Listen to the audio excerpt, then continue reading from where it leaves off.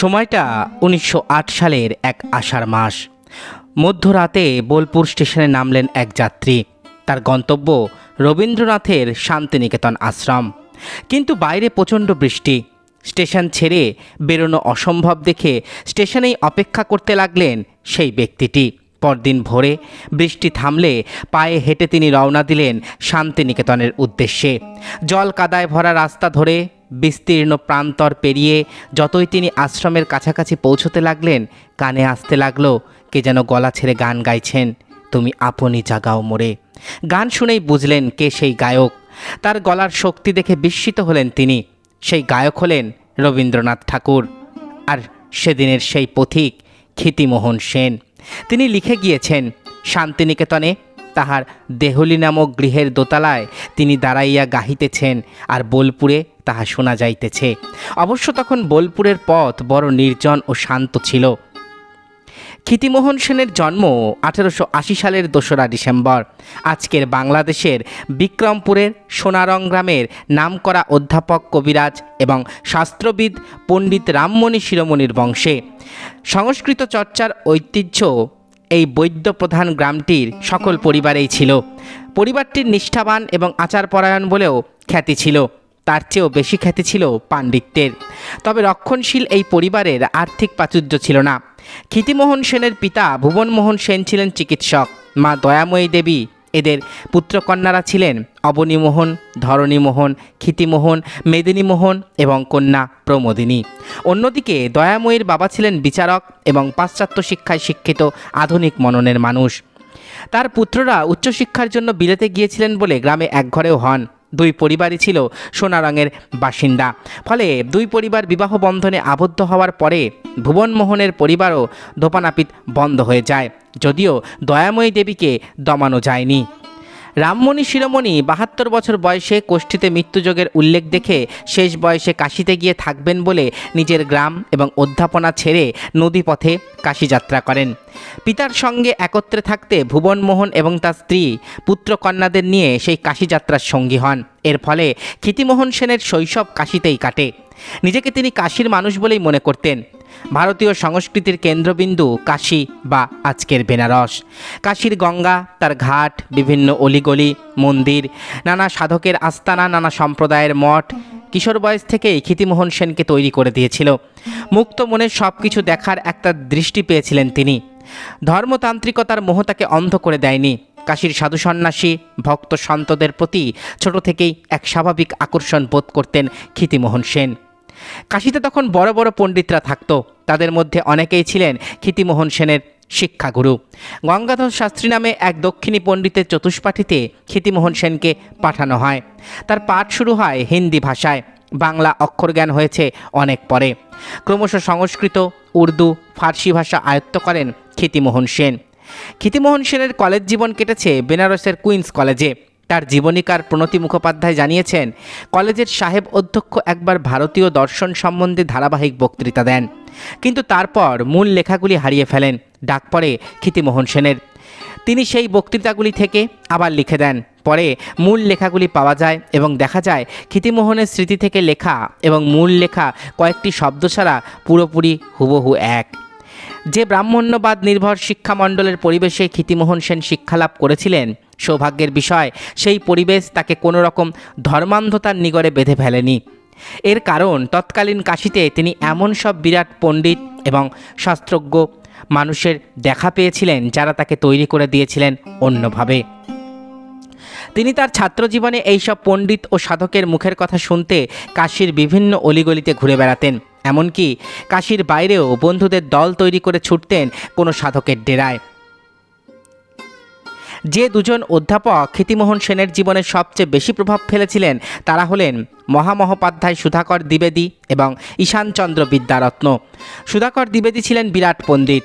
ভারতের মধ্যযুগের সন্তদের বাণীতে যে গভীর আধ্যাত্মিক সাধনা এবং উপলব্ধি প্রকাশ ঘটেছে তার খবর তিনিই প্রথম দেন ক্ষিতিমোহন সেনকে। ক্ষিতিমোহন সেন অবশ্য তার ছোটবেলা থেকেই কাশীর সাধু মহাত্মাদের গলায় কবির এবং দাদুর ভজন শুনেছিলেন।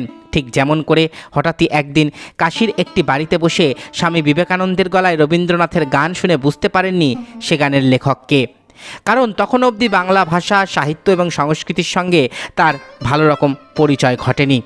সন্তদের বাণী ক্ষিতিমোহন সেনকে এতটাই আকৃষ্ট করেছিল যে শাস্ত্রজ্ঞ পণ্ডিতদের কাছ থেকে পাঠ নিলেও তার মন পড়ে থাকত কবির, দাদু, রাজ্জাব, রবিদাসের বাণী সংগ্রহ এবং শোনার জন্য।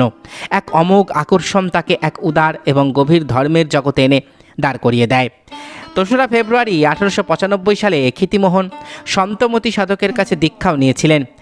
এই দেখা এবং চেনার চেষ্টাতেই ক্ষিতিমোহন সেন মধ্যযুগের সন্ত সাধনা এবং ভক্তিগীতির পাশাপাশি বাংলার বাউলদের সম্পর্কে খোঁজখবর নিতে শুরু করেন। বাউলের সন্ধানে তিনি এসেছেন কেন্দুবিল্লোতে। যদিও কিছুটা দূরেই শান্তিনিকেতন আশ্রমের খবর তখন তার কাছে ছিল অজানা। রবীন্দ্র সাহিত্যের সঙ্গে ক্ষিতিমোহনের পরিচয় ঘটেছিল 19-20 বছর বয়সে। কাশীর গঙ্গার ঘাটে কলকাতা থেকে আসা বন্ধু কালীকৃষ্ণ মজুমদার এবং বিপিন দাশগুপ্তের কাছেই প্রথম ক্ষিতিমোহন সেন রবীন্দ্র কাব্যের পরিচয় পান। তিনি মধ্যযুগীয় সন্তবাণীর আলোকে রবীন্দ্রনাথকে চিনেছিলেন। তার এই অনুসন্ধানের কারণেই শিক্ষিত শহুরে মানুষদের মধ্যযুগের সন্ত এবং বাংলার বাউলদের ধর্মসাধনা এবং সাধন সঙ্গীতের সঙ্গে প্রথম পরিচয় ঘটে। বিভিন্ন সন্ত ও বাউল সাধকের গান রবীন্দ্রনাথকেও তিনি শুনিয়েছেন। প্রসঙ্গত ক্ষিতিমোহন সেন ভালো গানও গাইতেন। 1902 সালে ক্ষিতিমোহন সেন এলাহাবাদ বিশ্ববিদ্যালয়ের অধীনে কুইন্স কলেজ থেকে সংস্কৃত বিষয়ে MA পাশ করেন। MA পাশ করার পর তার সঙ্গে বরিশাল জেলার গৈলা গ্রাম নিবাসী পেশায় ইঞ্জিনিয়ার মধুসূদন সেনের বড় মেয়ে কিরণবালার বিয়ে হয়। ক্ষিতিমোহন সেনের প্রথম কন্যা সন্তান রেণুকার জন্ম হয় 1904 সালে। তবে দ্বিতীয় কন্যা সন্তান ফেনী মাত্র 2.5 বছর বয়সে মারা যায়। এরপর 1908-এ পুত্র ক্ষেমেন্দ্র মোহন, 1910-এ কন্যা মমতা এবং 1912-তে কন্যা অমিতার জন্ম হয়। এই অমিতা সেনেরই পুত্র অর্থনীতিবিদ অমর্ত্য সেন, ক্ষিতিমোহন সেনের দৌহিত্র।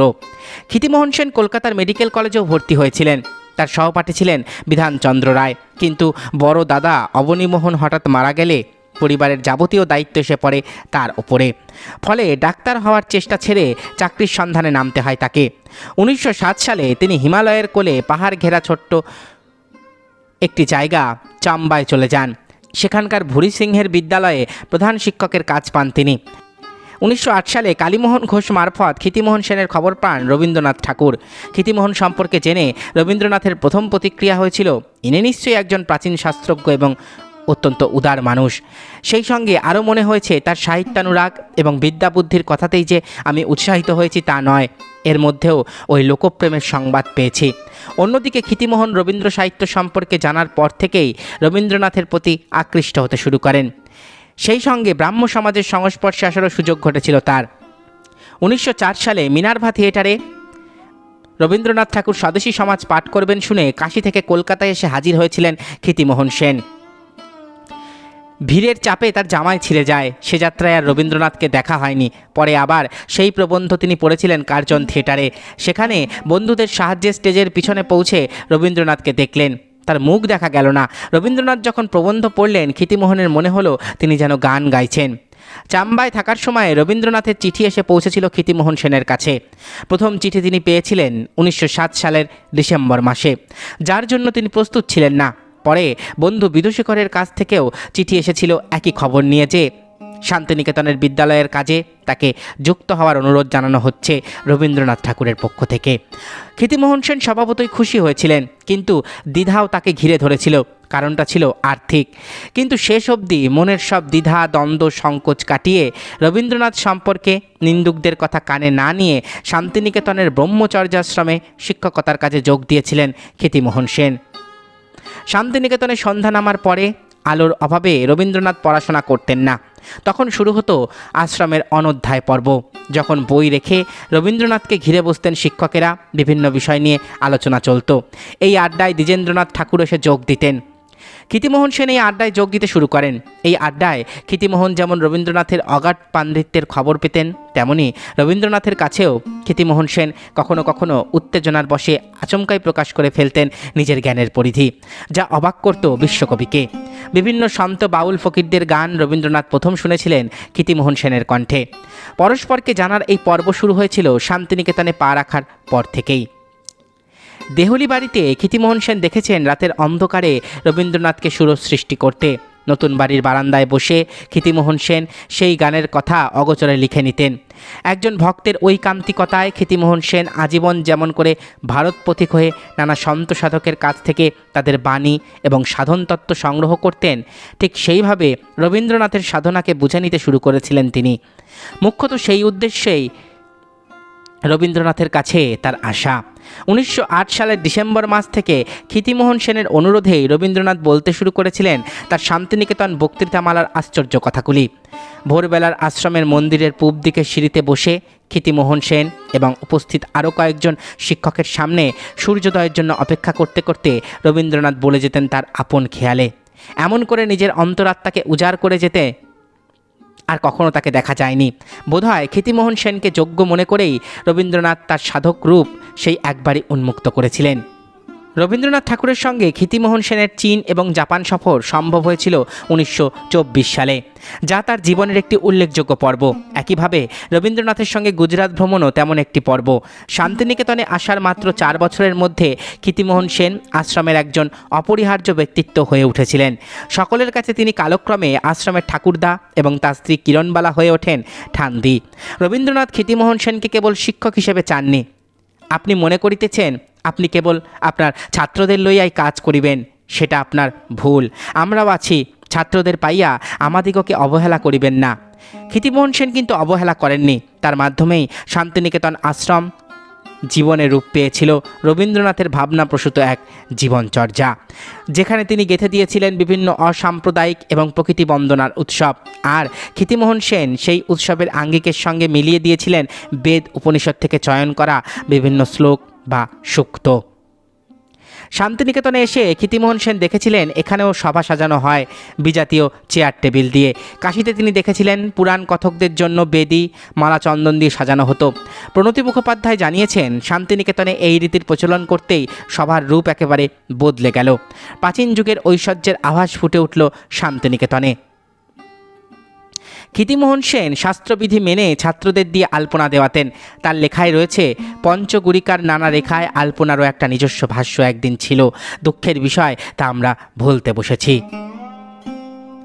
আশ্রমে রবীন্দ্রনাথের ক্লাস ছাত্র ও শিক্ষকদের কাছে আকর্ষণের বিষয় ছিল।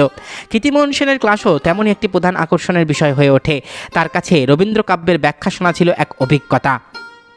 তাকে ভয় এবং সমীহ করলেও ক্ষিতিমোহন সেনের স্নেহ এবং ভালোবাসা পেয়েছে ছাত্ররা। ছাত্রদের নিয়ে ক্ষিতিমোহন সেন বেড়াতে যেতেন। বহু ছুটির অবকাশে ক্ষিতিমোহন সেন যে কত জায়গায় তার ছাত্রদের নিয়ে গিয়েছেন তার হিসেব নেই। ছাত্রদের সঙ্গে আড্ডা দিতে বসে এমন সব গল্প বলতেন যার তুলনা হয় না। বিশ্বভারতী পর্বে ক্ষিতিমোহনের ব্যস্ততা অনেক বেড়ে গিয়েছিল, কিন্তু সমস্ত ব্যস্ততার মধ্যেও তিনি নিজের কাজ করে গিয়েছেন আশ্চর্য দক্ষতায়।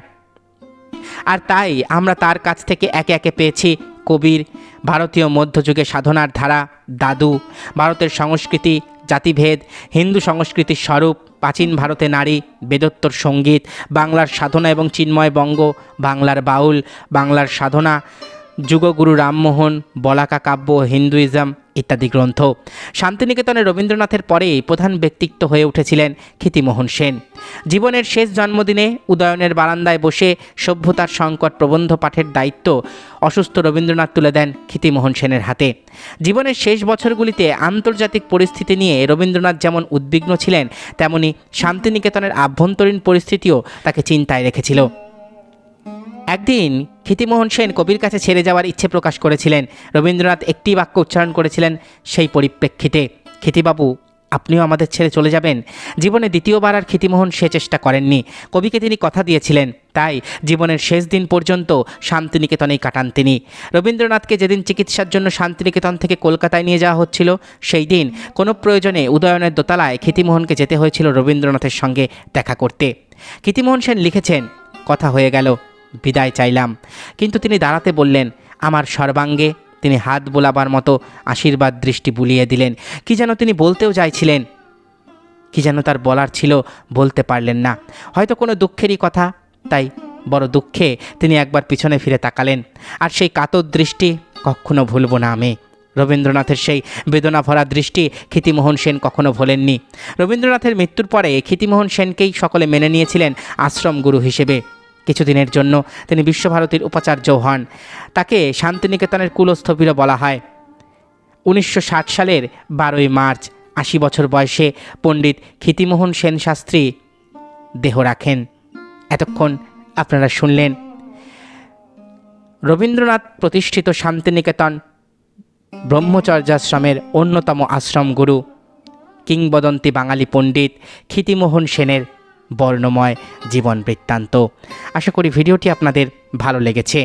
আমার চ্যানেলের ভিডিওগুলো যদি আপনাদের ভালো লাগে তাহলে অবশ্যই চ্যানেলটি সাবস্ক্রাইব করুন, পাশে থাকা বেল আইকনটি ক্লিক করে দিন যাতে পরবর্তী ভিডিও নোটিফিকেশান খুব তাড়াতাড়ি আপনাদের কাছে পৌঁছে যায়।